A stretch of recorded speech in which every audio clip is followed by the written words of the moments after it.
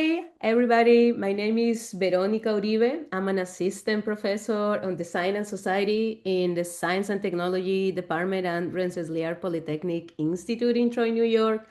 Uh, I am delighted and very honored to be the first host of this Platform Without Border, the podcast, a podcast that aims at amplifying and discussing alternatives as embedded initiatives around platforms and labor.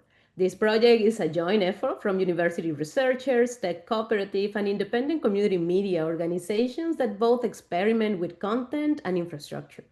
Today, I am equally very excited and honored to have Dr. Maga Miranda with me to discuss her research, book project, and organizing work with care workers in California. Dr. Maga Miranda Shide is a child medical postdoc and an interdisciplinary scholar in Chicano Latina study.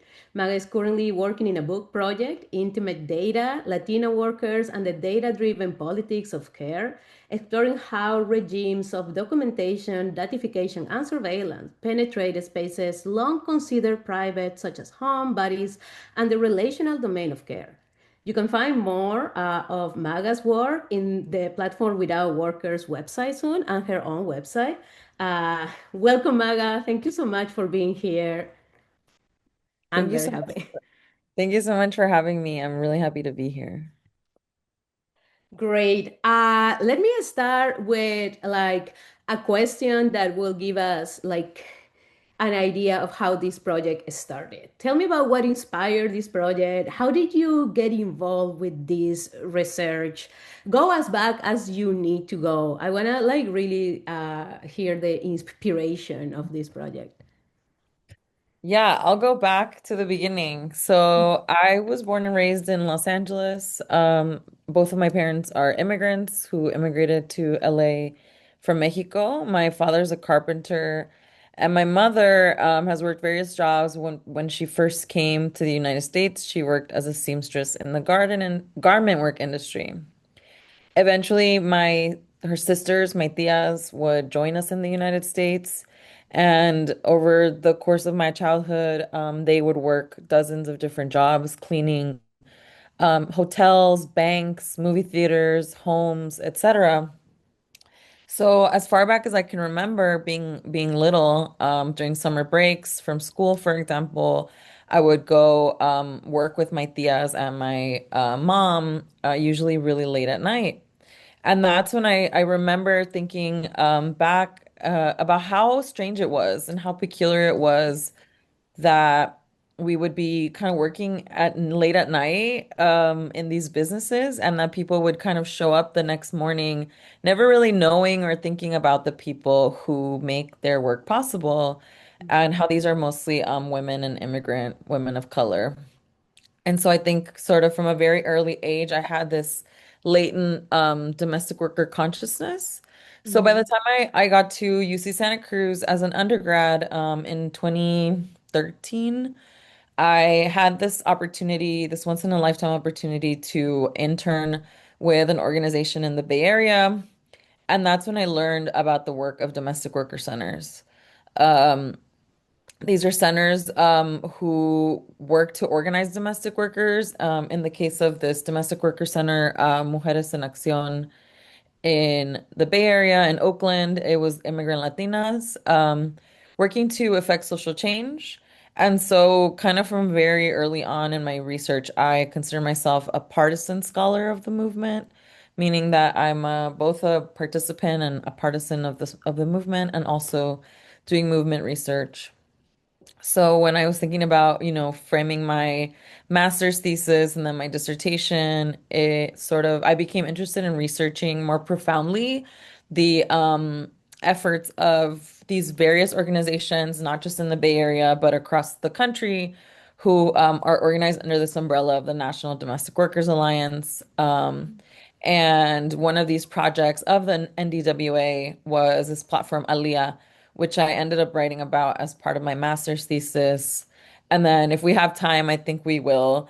I'll talk about some of the other work in my dissertation work, where I became even more active in this kind of platform of domestic worker history and popular education curriculum that was developed by the National Domestic Workers Alliance in collaboration with scholars from Smith College. Yeah, I think we're definitely gonna have time to talk about that. Tell me about the earliest stages of the dissertation project. This is, I can say, a longer project way before you started the PhD. But let's talk about like the PhD, which I'm assuming ended up in what it is today, your book project. How was the earliest stages? Who was involved at first? Like, who did you bring from your master or from your undergrad? And how did you get access? And what was the process of building trust with other members of this project Mm. or other stakeholders?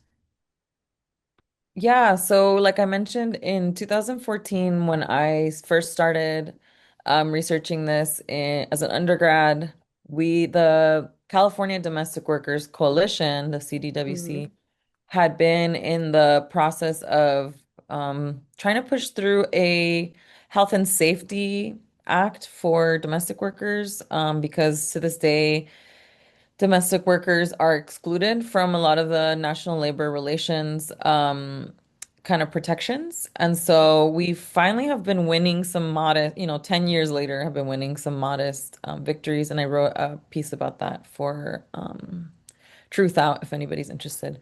But so in 2014, we had been trying to push some of this legislation. And there was this moment where the National Domestic Workers Alliance in 2015 decides to launch something that they call the Fair Care Labs, which is called the innovation arm of the NDWA. So the idea was that, Ai-jen Poo, the executive director of the National Women's Domestic Workers Alliance, as she said in a talk that I heard her speak about in 2019, at UCLA, she talked about the philosophy of why they became interested in building platforms and innovation, um, including Aliyah, but also other resources to help train, connect, and mentor domestic workers. And she said, I quote, technology is being used to create much efficiency and convenience for middle class people and really wealthy people, like bringing everything to your doorstep. So we want to be able to leverage it to deliver to domestic workers and low-wage workers who deserve it. So Aliyah became the first offering, and she said they have a vision for being able to leverage technology in lots of different ways to improve the quality of jobs for workers and their ability to connect each other. So the way she framed it, right, this was the Fair Care Labs is part of a larger vision. Of organizing, right? Then and that the technology and these platforms could be a way to bring people in to quote unquote do the right thing at their, fingertips. And she said, that this is the job of organizers is to kind of incentivize the voluntary choice for people to do the right thing and create these solutions for the problems of work. So by the time I get to grad school in 2017, the NDWA had been one of several organizations that was awarded a grant from Google as part of this initiative to address the problems of the future of work. This is also a moment, we don't have too much time to get into it. I'll talk about it a little bit, but this kind of explosion of the gig economy and these Yeah. new technological advances and demographic changes, and Google starts to see that there's a kind of need to invest in some of these solutions. The National Domestic Workers Alliance really cleverly sort of creates this Aliyah project, and part of what they say is that domestic workers are the original gig workers. And so Yeah. for that reason, that they've faced for a long time the issues that other workers in the gig economy have faced, such as, lack of paid time off, lack of insurance, and so that they, could be uniquely suited to figure out to innovate. Hmm. And so at this time, Aliyah is born, and the name Aliyah comes from the word aliada in Spanish, which means ally. Oh. Uh-huh. And the app worked by enabling workers, first just cleaners, to pool contributions from their clients. So a lot of workers, like my tias and like my mom, right, would work at a bank, but also at a bakery and also Hmm. for, two different employers. So the idea would be to invite these clients to voluntarily contribute, let's say, for example, $5 every cleaning. And eventually Hmm. the cleaner would have enough funds to be able to redeem these benefits. So Hmm. up to $120 a day to take the day off. If they're sick or if they have, as I'll talk about in a minute, like a family obligation. And Hmm. Fair Care Labs would also conceived of as Alia as a the Fair Care Labs also conceived of Alia as a way to offer various kinds of insurance like life insurance, disability insurance. And that's sort of how I came to this. At the other, Hmm. I talked a little bit about gig workers, but this was also a moment where some friends of mine, Pablo Avendano in Philadelphia, had this very high profile death. Pablo had been working for this food delivery platform, Caviar, when he was killed on his bicycle, and Caviar refused to take any responsibility or pay for the death, arguing that Caviar is just a platform to connect clients and contractors, and that they're not employees. So I was drawn to Alia in many ways as this kind of idea whose time had come. Yeah. I love that ideas time has come. I really like that. And yeah, yeah, that is kind of like what happened to Avendaño with Caviar is like at the center of all these issues with some platforms. What was there any approach, maybe an academic approach, or maybe like more general assumptions that you have when you approach when you started this project about the platform, about other platforms, about the actors, uh, kind of like what was those first assumptions and how did they change and maybe which one do you ended up like taking for the dissertation? That's a great question. And I think I'll talk more about this when I talk about the domestic worker timeline. But Mm-hmm. obviously, when you talk about like low wage workers, immigrant workers, the huge question is about the digital divide Mm-hmm. and language access and the way that like all of these kind of questions of access and kind of digital literacy like interact. And Mm-hmm. so, yeah, obviously that was and continues to be a huge issue that I've had to think a lot about in terms of like, yeah, we want to roll out these platforms, but at the same time, we don't want to reproduce the ethos of Silicon Valley of, move fast and break things Mm-hmm. because we know better now that, sometimes moving fast and breaking things isn't the best outcome for people. Yeah. So I think I'll talk a little bit more about the digital divide in a follow-up question, but it's something that kind of continues to be a huge part of it. And with domestic workers, if we're talking about like nationally, right? Mm-hmm. These are workers who come from dozens of different countries, speak dozens of different languages. So there's a big question about how do you even make a platform that is multilingual, Mm-hmm. multicultural. And so, yeah, that became a huge, huge central part of my thinking. And I can talk more about it in a Yeah. future question. Great, great. Yeah. Now I think yes. So I think now you're going to be able to talk a little bit about that because I really want to zoom in into kind of like some of the life experiences of this worker that you have managed to gather or you have managed to like to have access to.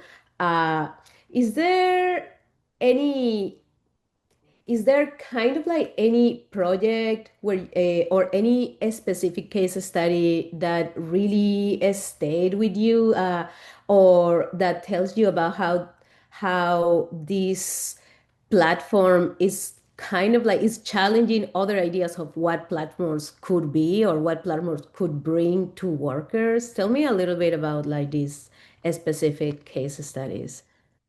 Yeah, that's a great question. Over the past 10 years, like I said, I've spoken to countless domestic workers in California primarily, but also New York, who face these really difficult choices, if we can Mm, even call them choices. So yeah, they have to choose whether they are going to go to work to survive or if they're going to take the day off and take care of themselves and their well-being. mm, And when you think about migrant workers from Latin America, and especially women who are the folks that I primarily speak to, you're also often seeing situations where they're not just working for their own survival or for themselves, but they're mhm, sustaining these, what scholars call like the global care chains of families and yeah, communities. This could be children that they leave behind, parents, other family members in their home countries. So a lot of mhm, times the wages that they're earning are not just for themselves, but at least part of them are being sent back in the form of remittances. yeah, And this means that for these workers, they often feel this huge, huge, huge burden. Um, mhm, and that means that a lot of the times they'll put up with these substandard working conditions, abuse, be it sexual abuse, physical, emotional, psychological abuse, or something, right? Like having to work through being sick, going to work even though you're still sick, or delaying medical care because these could mean the difference between, your child eating or not. Um, yeah, so in that sense, what Aliyah was doing, and I think projects like this is, however modest, they're providing a safety net so workers yeah, can take the day off when they feel sick or do feel empowered to seek medical care. And so this kind of idea of portable benefits is provides them with that small cushion that sometimes they need. Um, yeah, Obviously, I think a lot about this in terms of the intensification of anti-immigrant policy right now and this kind of inflammatory anti-immigrant rhetoric that's coming from the White House. yeah, For instance, right, I've been very concerned about the Trump administration, who are hoping to implement in the next few years an out-of-pocket premium for undocumented folks to keep their Medicare or right or the possible elimination of medical care. And so, with a this is a way where like the platform is modest, but it can provide a safety net. And I think central to this kind of project of Aliyah is also, we haven't talked about this too much, but the impact that it has on people who employ domestic workers. right, So okay. after all, kind of in the idea of Aliyah, central, Mm, we talked about this, the idea of allyship is right there in the name. So Aliyah in many ways is also an education project for people who employ domestic workers, which is a huge part of these kind of reform efforts. Over the mhm, years, I've spoken to and heard countless stories from employers in the state of California, people who employ nannies or house cleaners, who, this is an industry where the vast majority of employers are also women themselves, yeah, working women.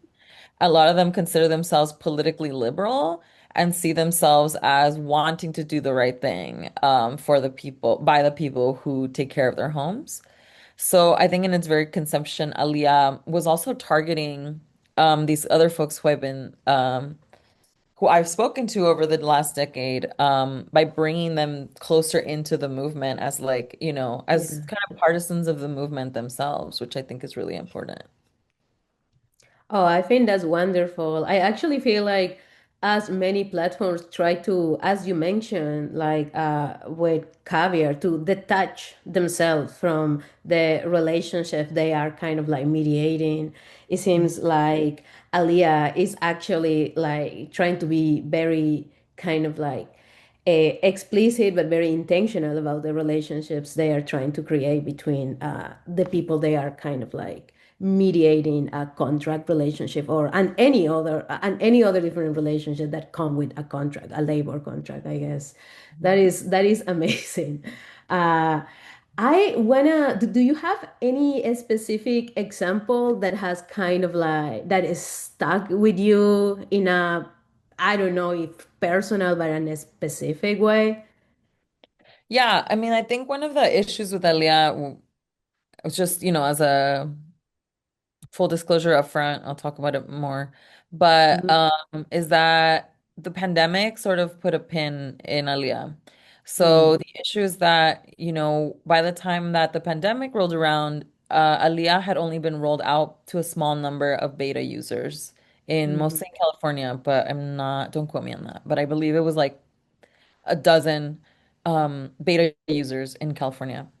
So what information we do have about these users is from profiles of them, for example, by Wired in 2018. Mhm. Um, we hear the story of a woman named Olivia Mejia, who is a mother of three and had been a cleaner for 10 years.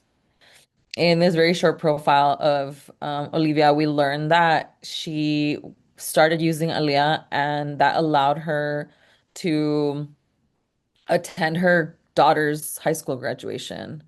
Oh, Um, that she was seriously considering possibly having to either miss her daughter's high school graduation or have to miss work and possibly be reprimanded. But Alia allowed her to miss this really, really important milestone moment in her daughter's life. that is amazing, especially like myself, like I work with maquiladora workers, and I also feel that having those days off is extremely hard and has these huge consequences. So I really, really think having those days are like one of like it's such an amazing feast to have for some of these workers because it seems so important and it takes so much to actually get it off.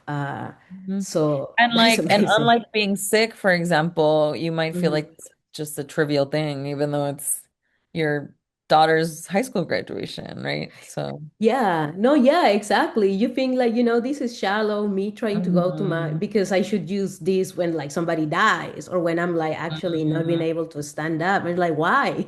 But that's It's part such of the an, dignity. That's part of the dignity question. So I talked a little Mhm. bit earlier about I remember when I was an undergrad and I started interning with Mujeres en Acción in the Bay Area. Mhm. One of the things that they were doing was these employer education programs.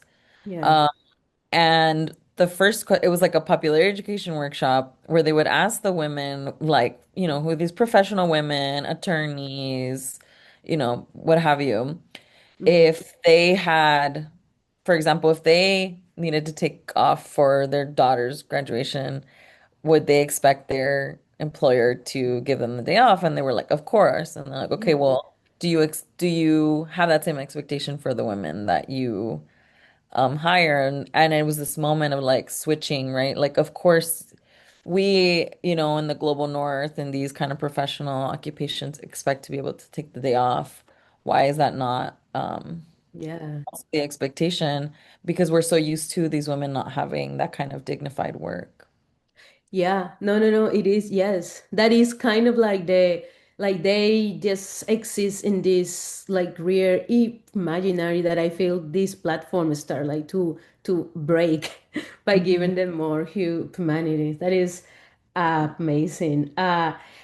I want to talk a little bit back to like zooming a little bit out because I love the many forms that this project or kind of like this relationship that you have with this worker, with the platform, with the initiative, all the many forms that it has taken over the years. So of course, as a researcher, as an academic, you have an amazing amount of publications that you all can look in the website where this podcast is and on Maga's website, but they are also linked here.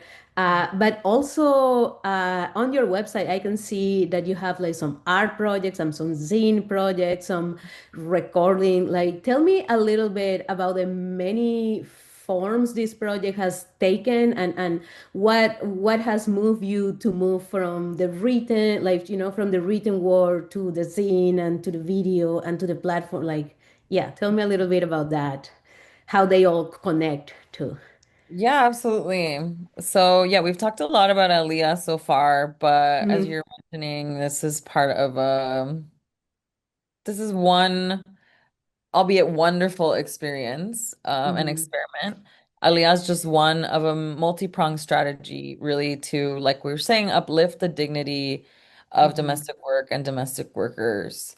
So I wasn't planning to talk about the zine projects or my podcast work, but that's another kind of avenue to speak to different kinds of people.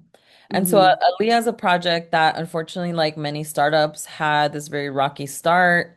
In 2020, like I said, we were in the middle of a global pandemic, which obviously brings about its added challenge. Um, but so yeah, this kind of work, I would say it's kind of Aliyah is part of a multi-pronged strategy to just uplift the voices and uplift the dignity of domestic work and domestic workers. And it's one of many, so one of many tools that we can kind of use in this kind of broader project. I want to talk about, if we have time, talk a little bit Mm-hmm. about the popular education Yes. curriculum. Yeah, Yeah. please tell me about it. So yeah, I think I mentioned by the time I got to my dissertation field work, this was in the winter of 2019. Um, Mm-hmm. the in Los Angeles specifically, the IDEPSCA and the Mujeres en Acción group in Los Angeles had just come off of like a really, really terrible string of wildfires. And then in the spring of 2020, the country, obviously, as we know now, went into a shutdown and shelter in place policies, which obviously posed a huge challenge to the domestic worker movement. Yeah. And according to the National Domestic Workers Alliance, who made a study, by the late March 2020, 90% of domestic workers had lost jobs due to COVID. So it was a huge, you know, world historic impact on domestic workers. At that time, in Los Angeles, at least where I was, the priorities were shifting. Aliyah is a great idea and portable benefits was a great idea. But in a lot of cases, these workers didn't even have jobs to begin with or Mm-hmm. clients to begin with. So our priorities shifted towards staying connected with workers and offering them resources like food delivery and food pantries to sustain them through not just job losses, but intense isolation in a lot of cases. Mm-hmm. I remember specifically going to different workers' homes in Beverly Hills, like sneaking around to deliver personal protective equipment to them. Another woman, I delivered an iPad and that was connected to the internet so that she could join, virtual meetings. Yeah. So organizers, this was really important because, yeah, our organizers again were turning to technologies like video conferencing technologies and Zoom to have these meetings and let people know about food deliveries and food pickups that would be available, PPE Mm-hmm. pickups. Yeah, exactly. Well, I wanted to say I have one more question on this time. Tell me a little bit, what is the future of, I don't know if Aliyah or this project, yeah, how do you see the future? What would you like the future to be? Yes. Yeah, I mean, I think that Aliyah, even though it was short-lived, was really still holds a huge place in my imaginary Mm-hmm. because of that kind of bold experimentation and the audacity. For example, claiming space of domestic workers as the original gig workers I love is that. huge. Yeah. Um, so yeah, I would say that this kind of like big visioning is really, really important. Yeah.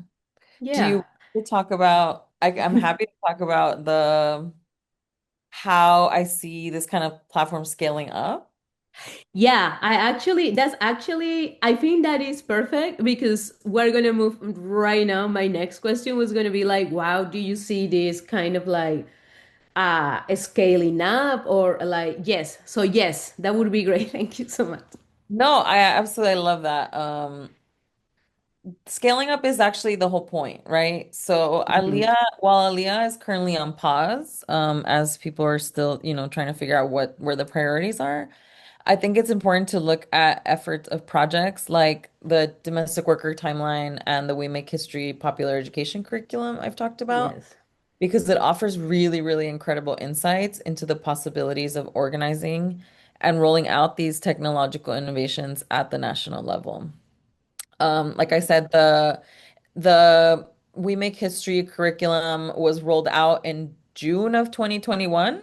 So the project had already sort of been in the works between faculty, scholars from Smith College and the National Domestic Workers Alliance for years.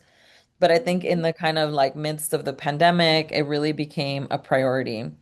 And the National Domestic Workers Alliance convened the 32 chapters and affiliates to Hmm. participate in the curriculum. And in October of 2021, the NDWA officially launched this timeline and curriculum in an event that took place by web conferencing and was broadcast via live stream on Facebook. The 32 chapters and affiliates included the group that I was in Los Angeles.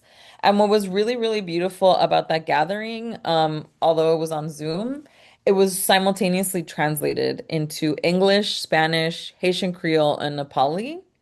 Wow. And it was really beautiful to watch as interpreters instructed those who were joining on a computer on how to use the interpretation services. Again, we talked about these women being maybe um, having lower tech, right, than more affluent people or Yeah. tech literacy, right? Because they've worked their entire lives in domestic work, not necessarily um knowing how to use, the different features of Zoom, for example. So it was really beautiful to see how like the organizers took care to make sure that these mobile users were being able to access the language and kind Mm, of following these principles of language justice, yeah. but also tech justice, right? At the same time, walking them through how to select their language from the list. So these kind of multiple interpretation channels, I say right in my dissertation and my book are become like digital bridges, in that I they love cut that. through differences in race, language, border, and really contribute to this kind of feeling of a national community. Yeah. And so we make history is important, right? Because it's not the first effort by domestic workers to create a national network. In the 60s and 70s, you had organizations like the Household Workers Organization Hmm. that did these kind of training programs. You had other mostly efforts mostly led by Black women in the civil rights movement to establish like national domestic worker projects. Hmm. But as Pramila Nadasan describes, they kind of failed in their efforts to really create this vibrant, multicultural, and racially Yeah. diverse group. Because even in their attempts, right, they were trying to recruit working class white women, Jamaican women, Puerto Rican women, Bahamian women, Barbados women from Barbados, and we're only kind of marginally successful. So I see Mm. the National Domestic Workers Union Alliance today doing this kind of really important reflection on history and providing kind of technologies that can kind of bridge these gaps and allow them to kind of make up for the shortcomings of previous generations. I love that. It really puts like a spin on what platforms can do for a movement, in the same lines that exactly what you said, instead of trying to kind of like hide their role in establishing this contractual labor, but also bigger relationship, they are actually putting them very clear and very out there. I know because I know you because we both have organized as students, as workers. What are the lessons that you get as Mm. a organizer, not only with them but with uh, workers, like as academic workers, as students? What are your lessons as an organizer that you take from this movement? Yeah, I mean, I think that in writing about some of this, I've been really thinking about the role of storytelling in Mhm. transforming our understanding of domestic work, um, as something that instead of something that people do for work, as a collective political subjectivity or political subjectivity, right? So in talking to domestic workers over the years, I there's one story that always sticks out to me. And it was a woman from Mexico who had worked as a house cleaner when she Mhm. was really young in Mexico before she migrated. And she said when she was in Mexico, they called her a cha-cha. And cha-cha is kind of a pejorative term. Oh. It sort of represents like the help, and a cha-cha is short for muchacha. So it's usually a young woman who is like a live-in Mhm. domestic worker, gets paid pretty poorly, treated pretty Mhm. poorly, and the experience of work itself is supposed to be like a reward in and of itself, and that Yeah. she'll maybe eventually, get a higher respected position, or if she leaves domestic work and builds her own family, she can, this is supposed to be an enriching experience. You see this a lot also with au pair work. Um, Yeah.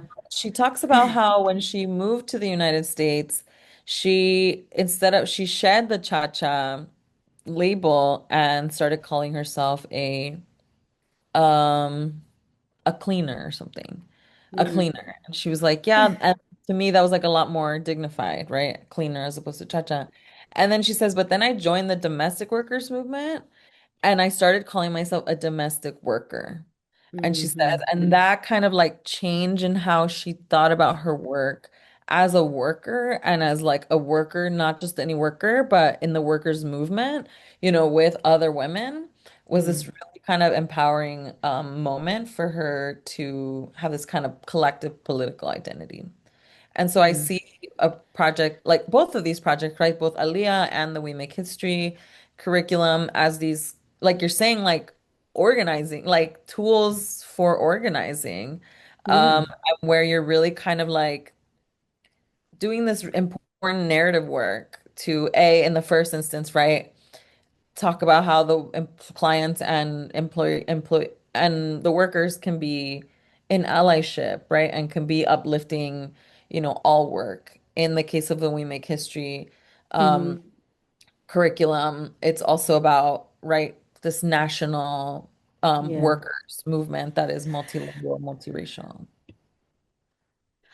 I love that. And you are completely right, especially in the movement workers would sometimes like the nuance, the difference of identity gets uh kind of like has to be put aside because we all are workers. We have like this Mm, storytelling bring a little bit kind of like this is the way I am worker, how you find yourself in this kind of like workers unite, how you find that way in which you kind of like are a worker and feel empowered by it, but being a worker with others. I also feel the storytelling uh, are very important on how people see themselves, understand their past, and project themselves into the future. I think, yeah, does that make sense? yeah. Yeah.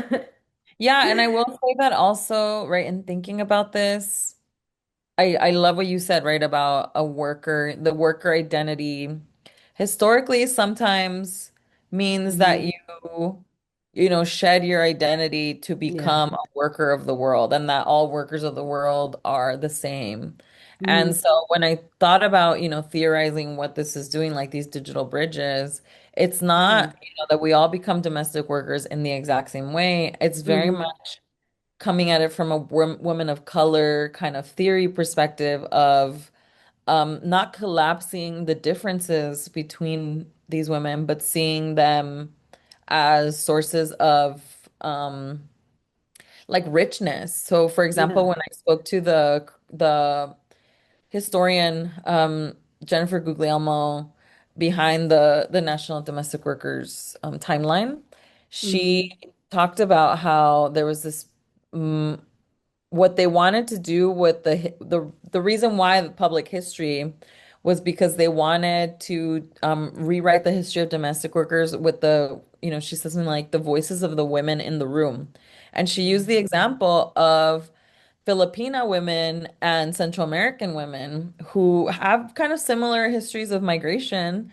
Hmm. Or she was saying, right, like that a lot of the diasporas are very political. They're Yeah. diasporas both in the Philippines and Central America Hmm. that often migrated because of like political persecution. And so they both, right, both the Filipino women and Central American women in general, not all of them, obviously, Yeah. not to generalize, but have bring with them these like really rich experiences and knowledge about their own histories, and will often be in like in a place like Los Angeles, be in the same room, but not necessarily know about each other's Yeah. histories. So the DW Histories timeline was really a way for them to not just like collect these histories, but also do popular education where these women could be like sharing experiences and stories and also like tools for organizing. Yeah. Oh, that is lovely. And yeah, like my time in San Diego, yes, like Central America and Filipino are two huge diasporas in San Diego and probably in California, put them in conversation. Of Mhm. course, completely makes sense.